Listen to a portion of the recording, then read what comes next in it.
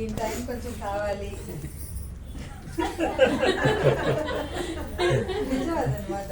కొంచెం టైం ఉండాలి, ఎంజాయ్ చేయాలి, లైఫ్ డిఫరెంట్గా ఉంటుంది అలా ఇమాజిన్ చేశాను. యాజ్ యూజువల్ ప్రతి లేడీకి జరిగినట్టే నాకు అంతే, టైం లేదు, మాట్లాడడానికి లేదు, కొట్టుకుపోతూ ఉంది లైఫ్.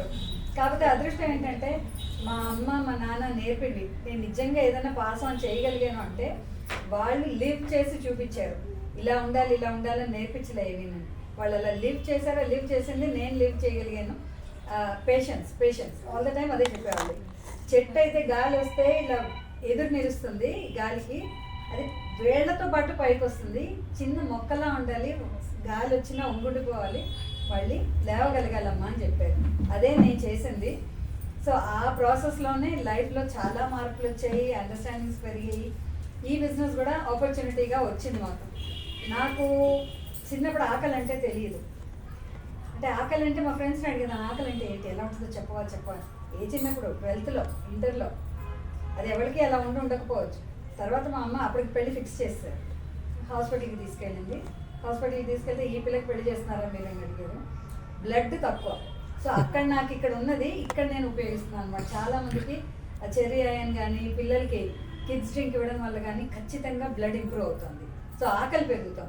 నేను ఎవరికి ఇచ్చినా కూడా అదే రిజల్ట్ మనకు చెప్తున్నారు. ఆకలి మీకు కూడా ఆకలి తక్కువే ఉండేదా? తక్కువ ఉండేది, చాలా తక్కువ ఉండేది. అది నా ఎక్స్పీరియన్స్. సరిత అన్నట్టు మన లైఫ్లో మనకి దేవుడు ఏమైనా ఇచ్చాడంటే అది 300 చాలా మందికి ఉపయోగపడతామని ఇచ్చి ఉండొచ్చు దేవుడు. సో తర్వాత ఈ బిజినెస్ ఆపర్చునిటీ మా అన్నయ్య ఈయన సిస్టర్ వాళ్ళిద్దరూ ఒక కపుల్, రామ్ గోపాల్ అండ్ ఉషాదేవి, వాళ్ళు మాకు ఈ ఆపర్చునిటీని ఇచ్చారు. అప్పుడు కూడా నేను డెసిషన్ ఎప్పుడూ తీసుకోను, భయం డెసిషన్ తీసుకోవాలంటే. ఏమో అది కరెక్ట్ కాకపోతే మా చెల్లి అడ్వైస్ చేస్తూ ఉంటుంది, డెసిషన్ తీసుకో, రాంగ్ అయినా రైట్ అయినా టేక్ ద రెస్పాన్సిబిలిటీ అంటుంది. అది భయమే ఇది భయమే. సో అలా ఉండేదాన్ని అనమాట. ఎవరు నమ్మరు, నేను పిరికిదాన్ని అంటే ఎవరు నమ్మట్లే. ఇలా నాకు ఫ్యాన్స్ ఉన్నారంటే నాకే ఆశ్చర్యం వస్తుంది. నాకు చాలా పిరికిదాన్ని, కానీ మాట్లాడతా, నలుగురితో మాట్లాడతాను, ఎవరిని వదిలిపెట్టను. ఇంటి దగ్గర నుంచి షాప్కి వెళ్ళి తిరిగి వచ్చేలోపు మా పిల్లలు నేను ఎవరు అమ్మ ఇప్పుడు షాప్కి వెళ్ళకమ్మా, ½ అవర్ పైన పడుతుంది అనమాట. దారిలో వాళ్ళందరినీ పలకరించుకుంటూ వస్తాను. సో అంత మాట్లాడడం ఉండేది, కానీ ఇలా స్టేజ్ మీద మాట్లాడాలంటే నా వల్ల కాదు. ఇందాక సరిత అన్నట్టు స్టేజ్ మీదకి రావాలి 6% వాళ్ళంటే అక్కడే ముందు ఉడికిపోయేది అనమాట. ఇవాళ స్టేజ్ మీద కాకుండా ఎక్కడున్న వాళ్ళు అక్కడ నిలబడమంటే బాగుండు అని కోరుకునేదాన్ని. పెద్ద హౌస్లో ఉండేవి మీటింగ్స్. అంటే మన గ్రూప్ ఇది చిన్న గ్రూప్, అలాంటి ఎన్నో గ్రూప్స్ కలిసి ఓపెన్ మీటింగ్ ఉండేదన్నమాట. అలాంటి చోట నుంచి వెళ్ళకపోయేదాన్ని. అలాంటిది ఇప్పుడు మార్నింగ్ సెషన్ మీరు అంటున్నారు కదా, దానికోసం నిజంగా నేను చాలా వర్క్ చేశాను. ఎందుకంటే అక్కడ ఏం నేర్చుకున్నానో అది ఇచ్చేయాలి, అది నేను అనుకున్నది. రోజు ఎన్నిసార్లు చూసుంటానో వీడియోస్, ఎంత రాసి ఉంటానో నోట్స్, అదంతా ఇవ్వగలిగేనా నాకు తెలీదు. మళ్ళీ అనుకుంటూ ఉంటా, ఇంత ఇస్తే జనాలకి అర్థమవుతుందా, వేస్ట్ ఏమో, ఇంత ఇవ్వకూడదేమో, కష్టమైపోతుందేమో, పొద్దునే కూర్చోబెట్టాను. కానీ నిజంగా అందరూ చెప్తుంటే, సరితతో చెప్తుంటా ఇదే మాట, ఇంత పొద్దునే ఇంత సెషన్ అవసరమా, ఇన్నాళ్ళు అవసరమా, 21 daysది చేద్దామా, ఇలా రకరకాల ఆలోచనలు ఆలోచిస్తుంటారు. బట్ అందరూ ఎంజాయ్ చేస్తున్నారంటే అది మటుకు గాడ్స్ గిఫ్ట్, ఆమె ఇచ్చిన గిఫ్ట్. వాళ్ళు మనకి ఇచ్చిన టీచింగ్స్ని ఎక్కడ పొల్లుపోకుండా ఇవ్వగలిగితే బాగుండు కదా అన్నది ఒక్కటే నా ఆలోచన అనమాట.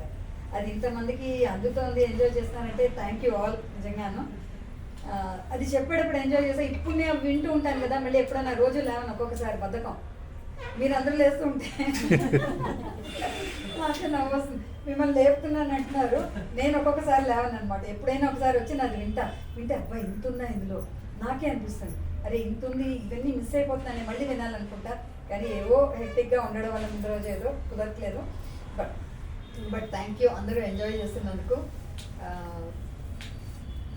యాక్చువల్లీ వీళ్ళ గురించి నేను మాట్లాడాలనుకున్నాను, సరిత గారి గురించి, మల్లేష్ గారి గురించి. ఎందుకంటే వాళ్ళు, మల్లేష్ గారు అయితే పట్టు వదలని విక్రమార్కులు 100%. పేరు అది. అండ్ సరిత ఆవిడ అనుకున్న దాన్ని ఆవిడ స్ట్రాంగ్గా పట్టుకుంటారు, ఆవిడకి అర్థమైంది. సో ఇద్దరు కలిసి వర్క్ చేయగలిగారు. ఇక్కడ మ్యాజిక్ స్టార్ట్ అయిందనమాట. 1 + 1 is not 2, 1 + 1 has become 11. Powerful అనమాట. ఒక చక్రం స్పీడ్గా తిరుగుతూ ఒక చక్రం స్లోగా మూవ్ అయిందంటే ముందుకు వెళ్ళదన్నమాట. యాజ్ అ కపుల్ ఏమవుతుందంటే, అందుకే నేను రాగానే అన్నమాట కూడా ఏంటంటే కపుల్స్గా వస్తే ఈసారి ఇంకా బాగుంటుంది మీటింగ్ అని. సో నెక్స్ట్ టైంకి ఎవరికి వాళ్ళని ప్రామిస్ చేసుకుందాం కపుల్గా వద్దామని. కపుల్గా వద్దాం ఇలాంటి సెషన్స్ ఎక్కడైనా సరే. సో ఇద్దరు కలవడం వల్ల మ్యాజిక్ స్టార్ట్ అయింది అనమాట. అండ్ సరితది నాది తన ఒంట్లో బాగాలేనప్పుడు మాట్లాడడం ఎక్కువైంది. మీటింగ్స్లో అయితే మాట్లాడడం, అప్పుడు కోవిడ్ వచ్చింది. So no meetings, only phone. So అప్పుడు మా కమ్యూనికేషన్ బాగా పెరిగింది, మా బాండింగ్ పెరిగిందని చెప్పొచ్చు, రిలేషన్షిప్. సో నా గురించి తెలియని పాయింట్ ఉండకపోవచ్చు సరిత దగ్గర, అంత చెప్పుంటాను నా గురించి. సరితవి నాకు తెలియనివి ఏమీ లేవు, నాకు తెలిసి మ్యాక్సిమం నాకు చెప్తూ ఉంటారు ఆవిడ. సో ఏమైందంటే ఆ ప్రాసెస్లో నేను మా పిల్లల్ని ఎలా పెంచాను, నేను ఎలా ఉండేదాన్ని ఈయనతో కానీ లేకపోతే లైఫ్లో కానీ, ఇవన్నీ డిస్కషన్లో అక్కడ సరితకి ఒక పేరు పెట్టాను నేను. ఆయన పట్టువర్లం విక్రమార్కులు అయితే ఈవిడ స్పాంజ్ అనమాట. నేను ఏది మాట్లాడితే అది అబ్జర్వ్ చేసేసుకునేది, ఫుల్ అండ్ ఫుల్ అన్నీ అబ్జర్వ్ చేసుకోవడమే. అబ్జర్వ్ చేసుకుని వదిలేదు కాదు, మళ్ళీ దాన్ని ఇంప్లిమెంట్ చేస్తుంది అనమాట. అది స్ట్రాంగ్ క్వాలిటీ తనలో ఉన్నది. సో అది ఇంప్లిమెంట్ చేసే ప్రాసెస్లో ఇంట్లో కూడా ఇంప్లిమెంట్ చేయడం, ఇంట్లో మార్పులు రావడం, అది మల్లేష్ గారు ఎప్పుడు చెప్తారు అనమాట. సరిదా కూడా అదే చెప్తారు. ఆ చేంజెస్ రావడం వల్ల ఈ మ్యాజిక్ జరిగింది అన్నది తలుచుకుంటే దేవుడికి ఖచ్చితంగా బోల్డ్ థ్యాంక్ యూ చెప్పాలి. అంటే అది నా నేచరే ఉంది, మా అమ్మ నేర్పింది. ప్రతి మాటకి ముందు వెనక దేవుడి దయ వల్ల లేనిదే ఉండదు అనమాట మాట. సో దేవుడి దయ వల్ల ఇదంతా జరిగింది. అందులో నా రోల్ కొంచెం ఉంది అనేసరికి అది చాలా చాలా చాలా హ్యాపీగా ఉన్నది అనమాట. మా బ్యాక్గ్రౌండ్ చెప్పాలంటే మాకు 3 అబ్బాయిలు. ఇందాక ఆవిడ ఇక్కడ ఎవడో అన్నా భాగ్యలక్ష్మి ఉన్నారు, మా అమ్మకి థ్యాంక్ యూ అని. నిజంగా నేను కూడా మా అమ్మకి థ్యాంక్ యూ చెప్పాలి. ఆవిడ లైఫ్ ఎలా అయితే కొన్ని చెప్పారో అమ్మ గురించి, సేమ్ స్టోరీ నాది ఉంది మా అమ్మది అయితే మటుకు సేమ్. ఆవిడకి చెప్పలేదు, ఆవిడ అలాగే ఫేస్ అయ్యారు, ఆవిడ అలాగే సఫర్ అయ్యి వెళ్ళిపోయారు. కాకపోతే కొంచెం ఆవిడకి పక్క నుండి చేయగలిగాయి అనమాట. ఇందాక సరిత అన్నప్పుడు ఒక మాట అన్నది, అందరికీ అన్నం పెట్టాను, నాకెందుకు అన్నం లేకుండా చేశాడు దేవుడు. మా అమ్మ అందరికీ అన్నం పెట్టింది, కానీ ఆవిడకి అలాంటి హారబుల్ సిచ్యువేషన్, తిండి లేకుండా 1.5 years ఉన్నారనమాట. సఫర్ అయ్యారు, వెళ్ళిపోయారు. సో అది ఆవిడది. అంటే ఈ బాధ ఎందుకంటే మనిషి ప్రతి ఒక్కళ్ళు వెళ్ళిపోతారు, తిండి లేకుండా సఫర్ అవ్వడం అనేది అది నరకం అనమాట. అదే ఆవిడ ఫేస్ చేశారు. అది ఒక్కటి బాధ కలిగిస్తూ ఉంటుంది తలుచుకున్నప్పుడల్లా. మాకు 3 అబ్బాయిలు. పెద్ద అబ్బాయి ఇంజనీరింగ్ చేశాడు, MBA చేశాడు, ఒక MNCకి వర్క్ చేస్తున్నాడు. మ్యారేజ్ అయింది, వాడికి 2 పిల్లలు. ఇక్కడ ప్రస్తుతానికి హైదరాబాద్లో ఉన్నారు, ఫ్యూచర్లో బెంగళూరు వెళ్ళిపోతున్నారు. తర్వాత రెండో అబ్బాయి చెన్నైలో ఉంటాడు, ఆర్కిటెక్చర్, కానీ ఒక గవర్నమెంట్ ఎగ్జామ్స్ రాసి గవర్నమెంట్ జాబ్ చేస్తున్నాడు. మూడో అబ్బాయి డాక్టర్, MBBS తర్వాత సర్జరీ చేశాడు, అంటే PG తర్వాత ఇప్పుడు న్యూరో సర్జరీ చేస్తున్నాడు. వాడికి 3కి మ్యారేజెస్ అయ్యాయి. రెండో అబ్బాయికి ఒక బాబు, మూడో అబ్బాయికి ఒక పాప. సో ఇది మా బ్యాక్గ్రౌండ్ అండి. సో ఎంజాయింగ్ లైఫ్, ఇంత మంచి అసోసియేషన్ దేవుడు ఇచ్చినందుకు దేవుడికి ఎన్నో థ్యాంక్ యూ. అండ్ రియల్లీ లైఫ్ని ఎంజాయ్ చేస్తున్నాను. లేడీస్ ఫస్ట్, నాకు కూడా నేనే మాట్లాడేస్తాను. ఇది ఒకటి చెప్పాలనుకున్నాను, ఇందాక మర్చిపోయాను. కవర్ డిష్ అంటే ఇప్పుడు అక్కడ తెచ్చినన్ని మూతలు పెట్టి ఉంచామా, మనం డిష్లు తెచ్చాం అందరం ఒక్కొక్కళ్ళని, మూతలు పెట్టి ఉంచాం. So they are covered. అందులో ఏది ఉందో ఒకళ్ళకే తెలుసు, ఎవరు వండింది వాళ్ళకి ఆ ఐటమే తెలుసు, మిగతా ఎవరికి తెలియవు. అఫ్కోర్స్ ఈవిడికి తెలుస్తాయి, కొన్ని చెప్పారు కాబట్టి. సో డిషెస్ ఆర్ కవర్డ్ అనమాట. ఇప్పుడేంటి, మన మనసులో కూడా చాలా విషయాలు ఉన్నాయి. ఇవన్నీ నేను కూడా మాట్లాడతాను అనుకోలేదు, ఇక్కడ కూర్చున్నంతసేపు తెలియకుండా ఇక్కడికి వచ్చాక ఓపెన్ అప్ అయిపోయాం. సో ఇలాంటి అసోసియేషన్లో మనం ఓపెన్ అప్ చేసుకుని తర్వాత, అంటే మన డ్రీమ్స్ కానీ అన్నీ ఓపెన్ చేసుకుని తర్వాత డిషెస్ కూడా కవర్ ఓపెన్ చేసి కలిసి తింటేట రిలేషన్షిప్స్ బిల్డ్ అవుతాయట, స్ట్రాంగ్గా ఉంటాయట.